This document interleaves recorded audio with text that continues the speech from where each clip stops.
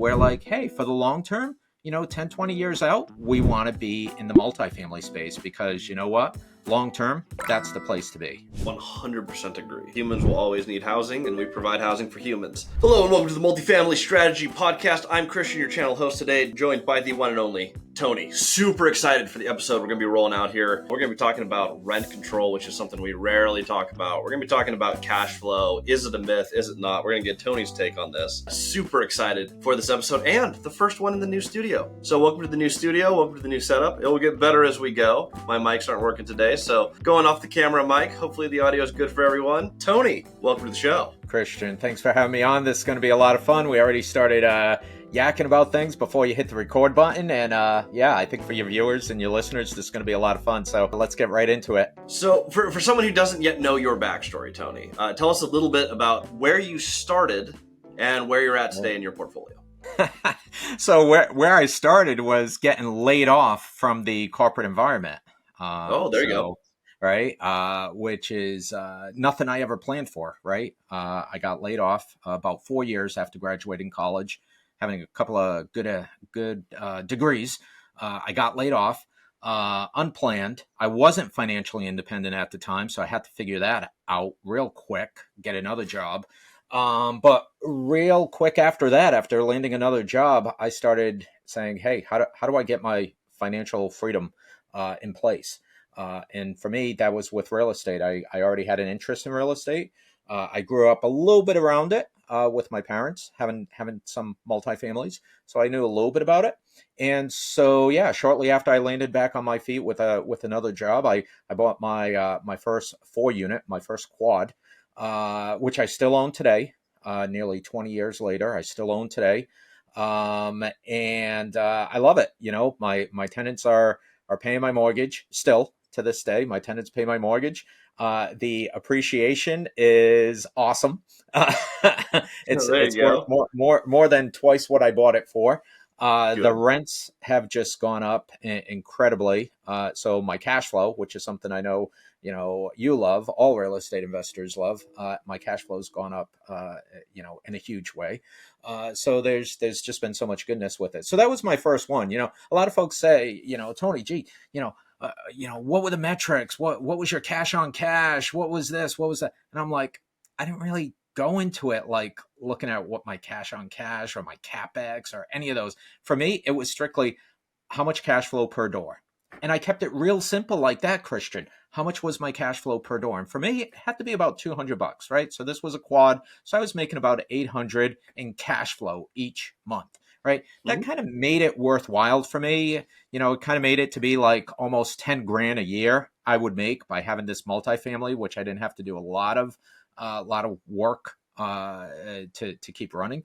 It was pretty self-sustaining. So that was my metric, right? I think a lot of folks today who want to get into real estate, sometimes they, see really get bogged down by these metrics. And just try to figure out why you want to invest in real estate. For some folks, it's cash flow. For other folks who may be older, it may be because they're looking for depreciation of that asset, right?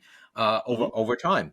And that's a way to offset other income that they may be making, right? So don't, one of the things I also get is, people who try to do what I did. Right? Because I started with that quad, I bought a few others, and eventually retired from the corporate environment at the ripe old age of 44, right? 44 years old. And so a lot of people see that as, such a sexy dream and everybody wants it. And I want it for everybody, but that was my dream, right? So don't chase my dream is something I share with people. Figure out what your own dream is. There's people who want to own, 10,000 units, and that's great. I don't want to own 10,000 units, right? That's just not really where my dream is. So I don't chase other people's dream. I don't want anybody to really chase mine. Folks like you and I, we help people. We coach, we advise, we share our stories. But figure out what your dream is in terms of real estate investing, and then go after that. And I'll add to that. For me, I was able to retire my wife from teaching, which was my goal. But prior to that, my goal is basically I would like to have more passive income, and that was it. That's as much as I defined it. So I wandered my way into a condo and 2 duplexes over the course of 8 years of working. I was cash flowing about $2,000, and then I looked back and I was like, huh, this is kind of cool. My mortgage at the time for my house was $2,000. I was like, my real estate's paying for my real estate. That feels great. Um, that was it. I was like, okay, 24,000 a year. Can't retire on that. It's been 8 years. Do I want to spend another 8 years to come up with my next 2 grand of income? Hmm. My wife got injured at work. She was a kindergarten teacher. School handled it terribly, and I was like, actually, we want to retire her like immediately. I need to get more income like now.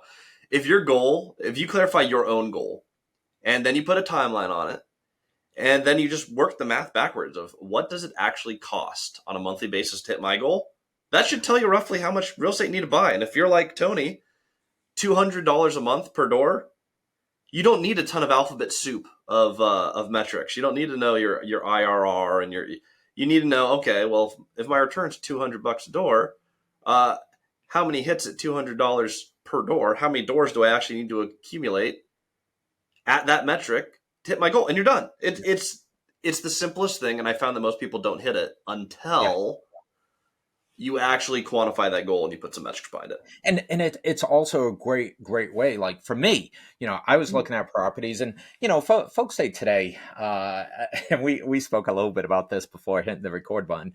Yeah. There's folks who say, oh, I can't find deals that cash flow today. Well, you know what? It's always been like that. It's not like we're in a new situation. 20 years ago when I was buying property, yeah, it was hard to find property that cash flow back then too. Mhm. It Exactly. wasn't right. It's not like times have changed drastically. Sure, we have higher interest rates now than it was, 2, 3, 4 years ago during the pandemic timeframe, right? Rents have gone up, in some cases double digits. So that has helped offset some of the cost, the higher cost of things. But we had different dynamics back 20 years ago. So having a metric like I need to make 200 bucks per door. Now you can back into the math to say if I need to make, say it's a triplex, a 3 unit building, right? Let's talk with small buildings because math is easier, right? And say, 3 units, 200 bucks per door, that's 600 bucks that I'm going to cash flow each and every month. Now you can back into the math to be able to say, this is what my offer price should be, right?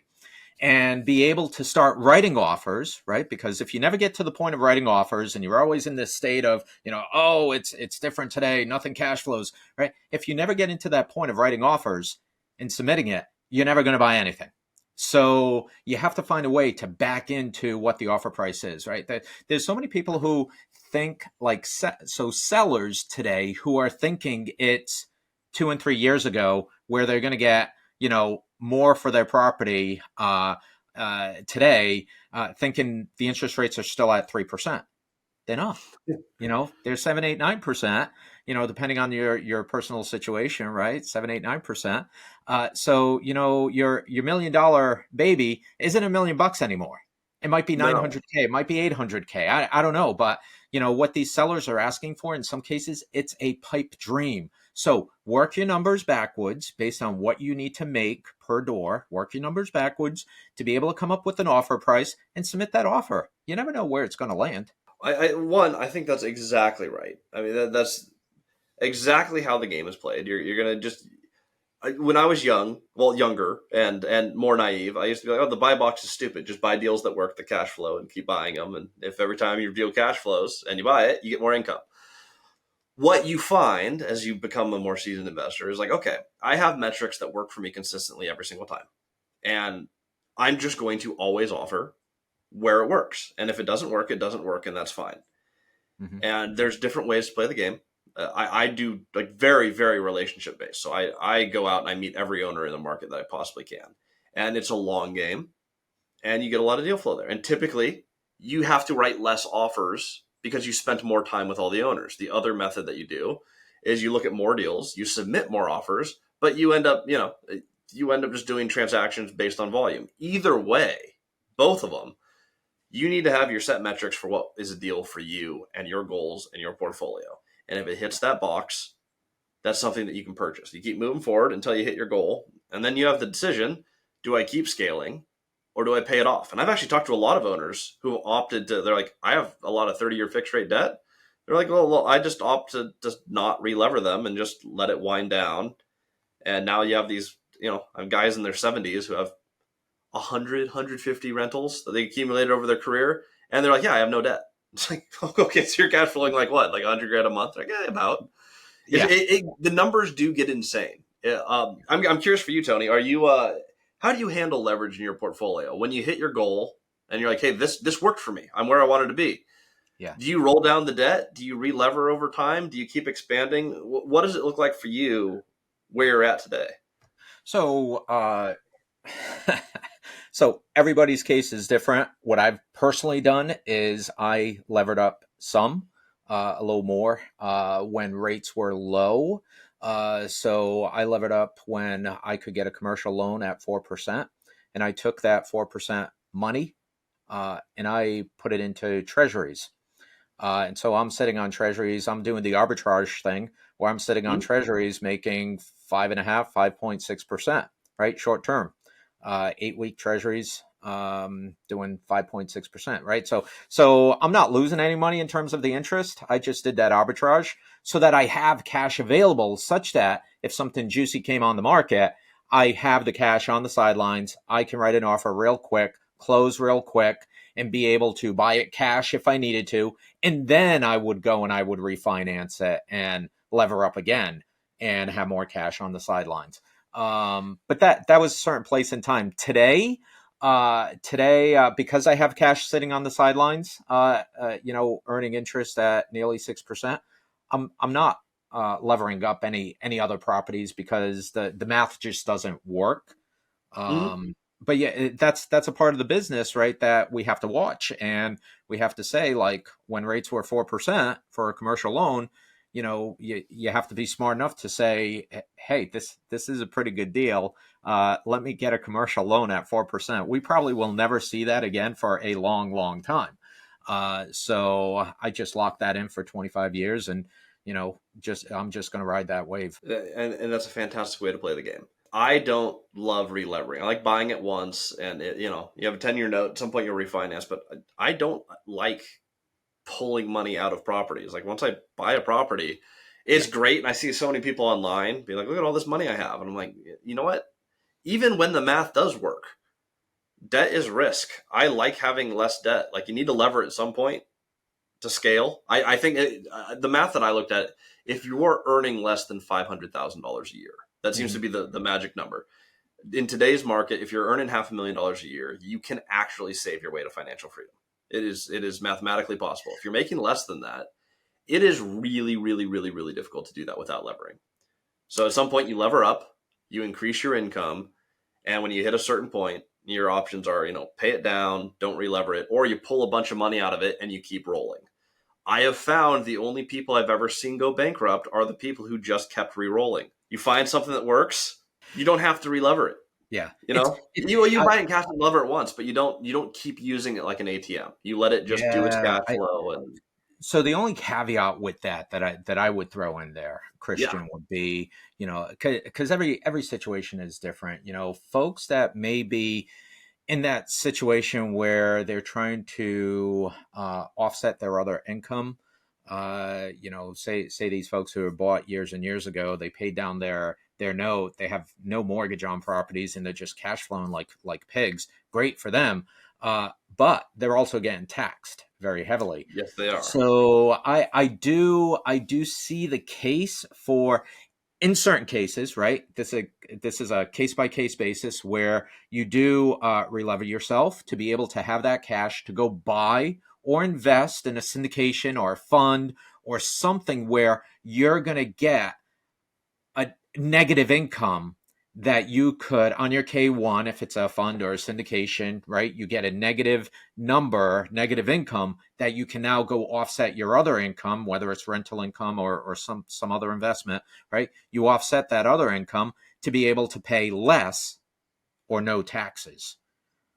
But there's math involved there to figure all that out. There is, and that's going to be on everyone's CPA basis. And then what I've found, because I buy so much, I buy so much with seller financing. I buy a lot Mm. of deals, 0 to 10% down.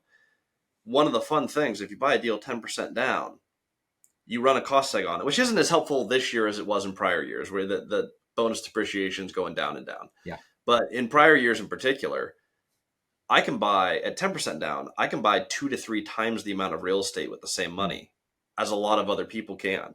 The cost segregation study on that is based on the value of the property, though, or at least the purchase price. So on some of the stuff, if you're utilizing creative finance, I found, if you want to add a leverage to the portfolio, the easiest way to do it is do a deal at a high leverage point. You get the largest cost seg possible per dollar, and you get huge tax write-offs. And I've found that that's been a really good way to manage my tax. There's so many ways to play the tax game where I've seen some of the older gentlemen play the game, where they played it. I'm talking guys who've played real estate game for 50 years. Is they're like, I hit a point where I played the tax game for a long time, and you know what? I just paid off my debt, and I'm getting taxed on a lot of money. And also, I make a lot of money, and I don't have to think about it. It's going to be just like setting your goals. It's your personal decision and how aggressive you want to go at it. Yeah, and I love that you brought up seller financing because you and I have both done seller financing deals, and it's a beautiful thing. It's a It win-win is. for both parties. And as far as like I was saying earlier, just submitting offers, I've submitted offers on seller financing deals that didn't fall in my direction on day one, but as the original buyer uh, uh, fell out of the deal, let's say that seller came back to me and said, "Hey, are you still interested?" And so that's the whole point of submitting offers. You never know what's going to come back to you. It may not be accepted on day one, but maybe on day 10, maybe on day 30, maybe after the property inspection is done, maybe that deal falls through, and that seller comes back to you. And with seller financing, you can really be creative, not just interest rate, but the amount of money you put down and the term that you put forward. There's a lot of flexibility with seller financing to make those numbers work. But you got to be pounding the pavement, and out there and talking to people like you're saying, right? You're out there, you're meeting people, you're creating relationships, you're talking to people with multifamilies, who may not sell them today, but maybe in another 5 years, they'll be in a point in place where they want to start selling. And, Christian's name is going to come up because he spoke with them already a couple of times, right? Maybe he sent them a couple of letters. And that's exactly how it works. My method for me has been call 2 owners in the market you want to buy in every day. Whether they answer or not doesn't really matter. I leave a pretty simple voicemail. But Yep. I try to meet with one owner per week for coffee, which means in the course of a year, I meet with 52 owners. People understand what I'm trying to do. I don't have to ask them to sell. Yeah. I've actually never asked anyone to sell a building, funny enough. Uh, because they all know I'm buying. Because I talk to them, hey, here's my goals. I admire the business you've built, and I learn how they built their business. And that's how I found, my accountant, my lawyer, my property management teams. It's all been by the people who are already ahead of me. But your extent to meet with other players, like you said, the deals start to flow to you when everyone starts to know who you are, and they remember, oh, this was the guy who Yeah. had, like, for me, that's the guy who had the 2 duplexes who's trying to retire his wife. I just thought of a deal that'd be perfect for him. Maybe it's too small for them.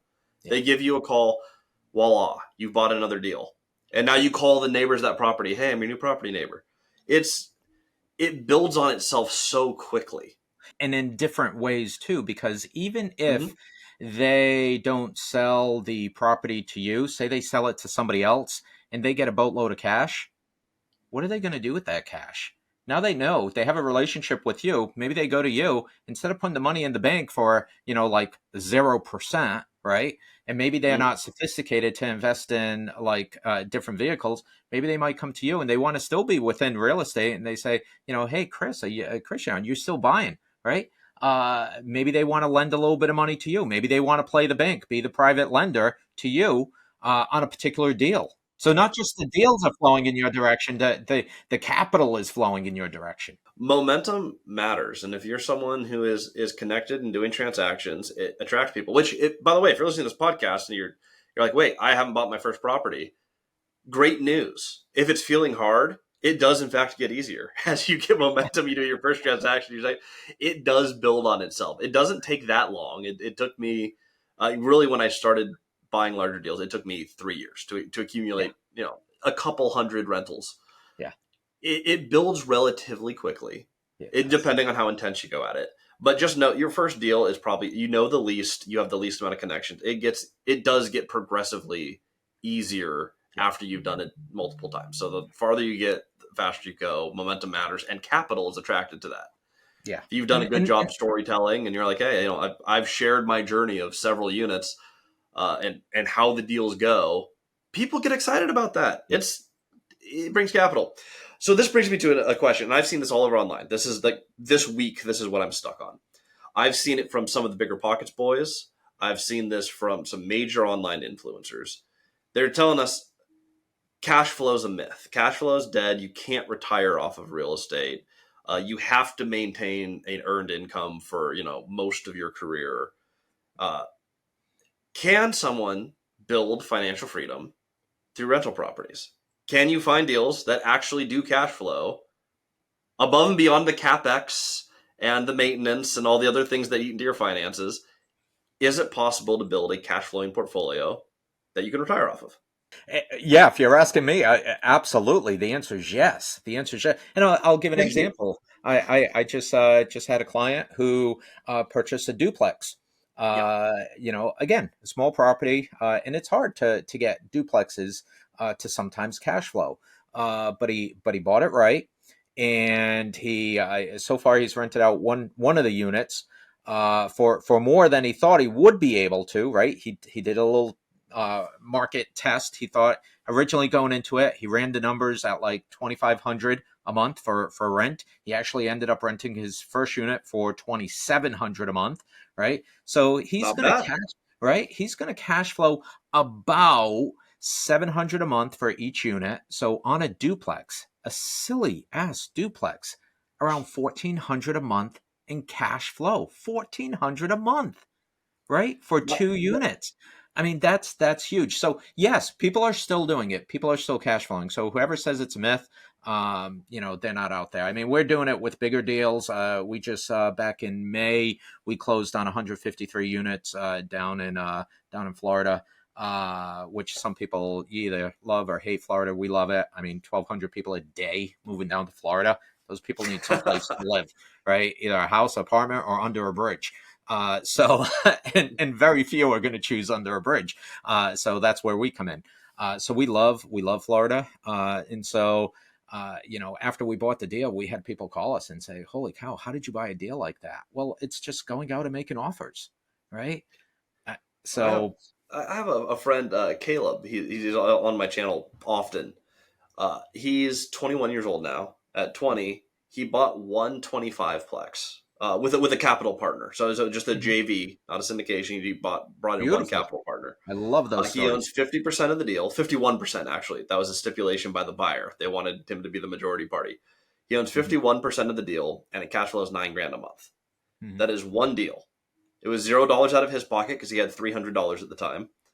Uh, Yep. no, granted, that's a really good deal, but he has $4,500 of cash flow on one deal at that he spent $0 out of pocket Yeah. for at 20 years old. So I'm looking at these people online saying, and some of these are like major real estate influencers saying cash flow is not possible, and I'm like, I saw a video and I actually posted. I won't name drop them, but someone said they major podcast. Like I don't know one person who's retired off of cash flow that's not real. I'm like, how do you not know one person? Uh, I almost don't have anyone on my podcast who hasn't either reached or almost reached financial freedom through their rentals. And a lot of people, they did it in anywhere between 3 and 20 years. You Either know, of those is and massively shorter than a 40-year career. so, like one of the things I like to share is like for the listeners and the viewers here, like you know, I don't get paid for coming on podcasts. Christian, you don't get paid for going on podcast. We No, don't do these podcasts to like, hey, join our real estate group or do our coaching or whatever. We're just here, two guys, shooting the shit, just basically saying that this is possible. We are real people. We've had real jobs. We're like just like your neighbors, and we are the example. We've actually done this stuff. So, uh, we don't have to be doing this, but we do it because it's real. You don't have to subscribe to, to my channel or to Christian's channel. It's great if you do, because there's a lot of free stuff we put out there. But we love this, and it's doable. We've seen it, we've done it, and we have a passion for it. So yeah, for some of those folks out there that are saying it's not possible, that's BS. It's absolutely totally possible to do what we done, even in today's economy. And I think it's even going to get more possible. And I think if people wait 10 years to buy, I think they're going to be kicking themselves, and they're going to be saying, oh, geez, I wish I bought back in 2024. Because I do a lot of talking about renter nation, how we're becoming more and more a nation of renters than actual buyers. And we look at a lot of different statistics and a lot of different things, and that's why we're still buyers. We're still buying units, is because we, from a society perspective, from a political perspective, from an economic perspective, there's a lot of different perspectives where things are just trending, unfortunately. I don't want to be doom and gloom, but they're not trending in a direction where we see the home ownership growing. We see it staying flat, if not falling off over the We long term. we as investors make a significant amount of money essentially betting against government having good policy for the homeowner.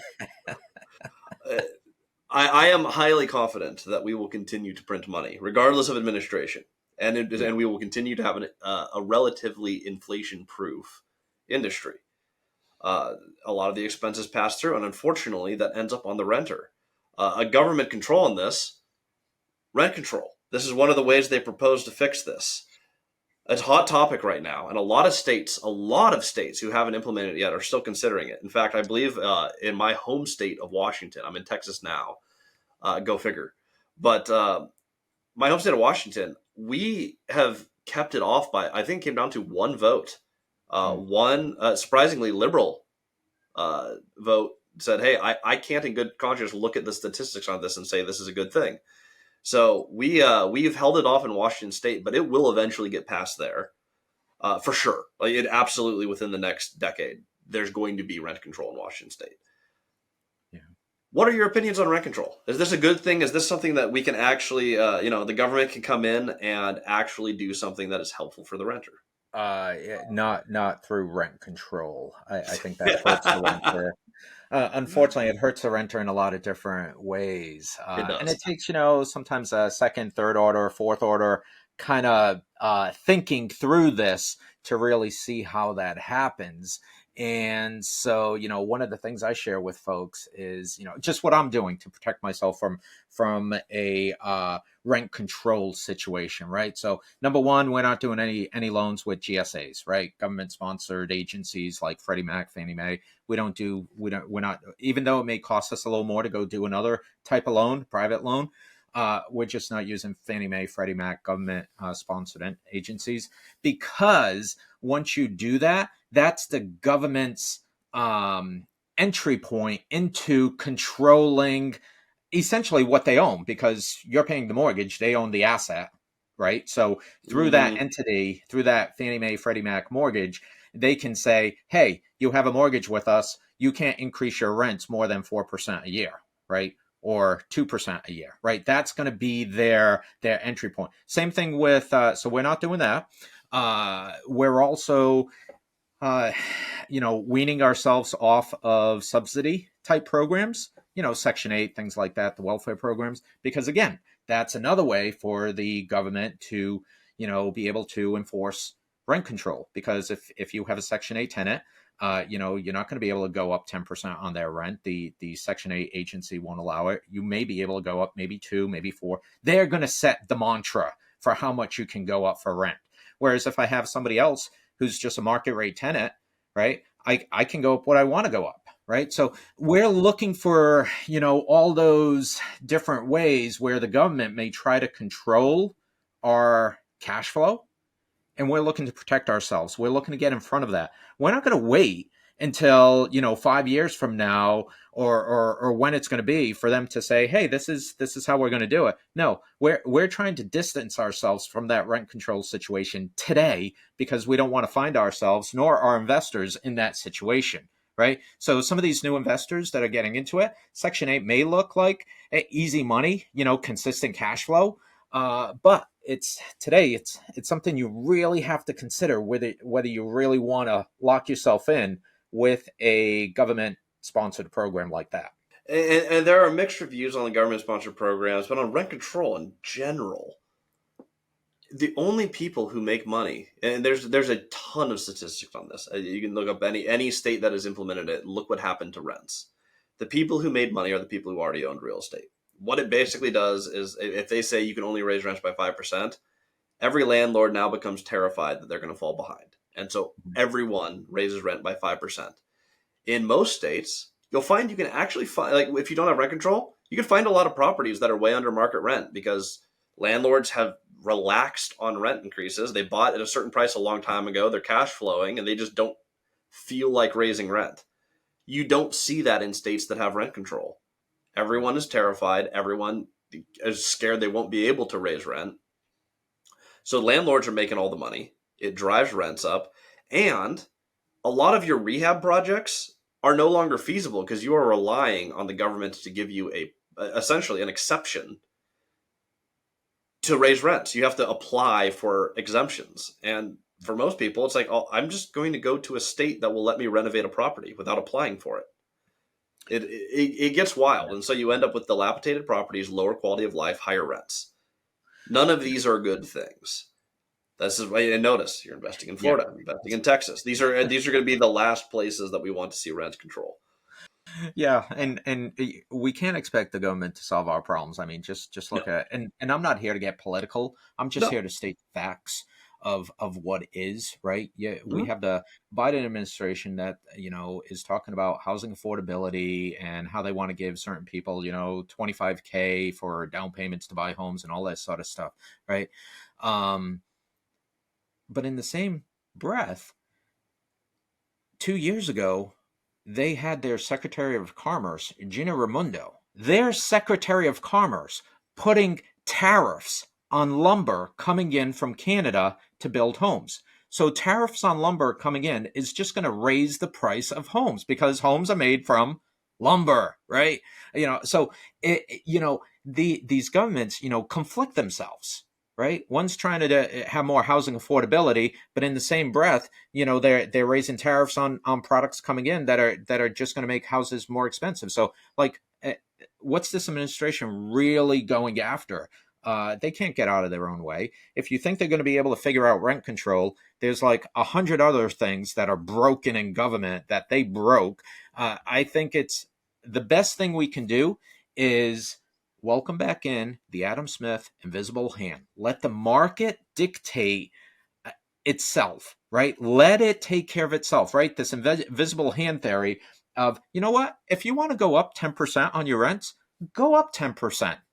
Let the population decide with their feet and with their wallets whether they want to walk to your property and rent from you and write that check to you each and every month. If you want to go up 10%, let the public determine. And when the public says no, we're not going to pay for that, that's too high, they're going to go someplace else that maybe just raise their rent 2%, right? Keeping it more in line with the market. Let the public decide. Let that invisible hand work itself through rather than the government dictating what the rent should be or what the increases should be. So I'm in favor of that. That sounds like supply and demand. I don't. I know it sounds simple, doesn't it? I'm not a complex guy. I like to keep it simple. And, same thing with real estate. I got to 54 and retired from the corporate environment by keeping it simple. It is possible, right? Don't try to overcomplicate this stuff. And that's what the government's doing with rent control is they're overcomplicating things. They're using it to pander, for votes is really what it Mm-hmm. comes down to. They're pandering for votes. And unfortunately, these folks who today we have, not to get on a soapbox, but unfortunately in society, we have pretty crappy critical thinking skills. The school system, the education system doesn't develop critical thinking in us anymore. And so folks out there, a lot of them don't have second, third, fourth order critical thinking skills to say, hey, how does this affect that? And how does that affect the next thing? How about the next thing? Where does this go? Where does this lead? And so when folks like me and others, and we deal with some really super smart economists and folks, we think this through. We're like, hey, for the long term, 10, 20 years out, we want to be in the multifamily space because you know what? Long term, that's the place to be. 100% agree. Humans will always need housing, and we provide housing for humans. Again, supply and demand. Also a great way to choose a market. Look where population's going up. That's likely a place where you want to provide housing. Simple economics still work. You heard it from Tony. You've heard it from me. Guys, rent control, not a good thing. Understand how to play your markets. I like the caution on Section 8. I actually use a good deal of Section 8. And it's part of how I set a lot of my pricing on lower income buildings. Yep. There are inherent problems with it, which is if you're in real estate for freedom, you're signing up for government programs. You got to keep that in account, and I would not make that a majority of your portfolio. I keep mine to a maximum of about 20%. Tony, super fun having you on today. Fantastic insights. I agree with everything that you said. If someone wants to follow you, learn more about the things that you have to say on real estate, the economy, how to buy multifamily, where would someone find you online? So they can go right to my website, dirtybootscapital.com. They can find me there. They can shoot me an email, tonylopes@dirtybootscapital.com. I have a book out called Freedom at Risk, How to Protect Your Personal and Financial Freedom. Shoot me an email, put book in the subject. I'll shoot you over a copy of that book. And and then I have a podcast called, guess what? Dirty Boots Capital. So look me up there. Actually, we're going to have Christian on in a couple of weeks here. We're going to figure that out. We're going to have him on, and we're going to talk some more about real estate. And so we're just out there to help people, right? We're not looking to get people into our fund or into our syndication or anything like that. I mean, look, I already retired. This is just fun for me at this point. If it gets hard, if it gets too much like work, I don't do it. Look me up and see the fun interviews we've done on the YouTube channel, and we're gonna have Christian on in a couple of weeks here. We're gonna have more fun. All right. Well, if you listened all the way through, please like and subscribe to this channel as well. It helps us get the word out to more people. You can watch the owner meeting live here. I mean, I built my whole business on this. You can watch it live. I'll do it for you every week on this channel. So download the podcast. Follow Tony and his channel. There's a lot of information out there for free. Send him an email if you want that book, and we'll see you on the next episode.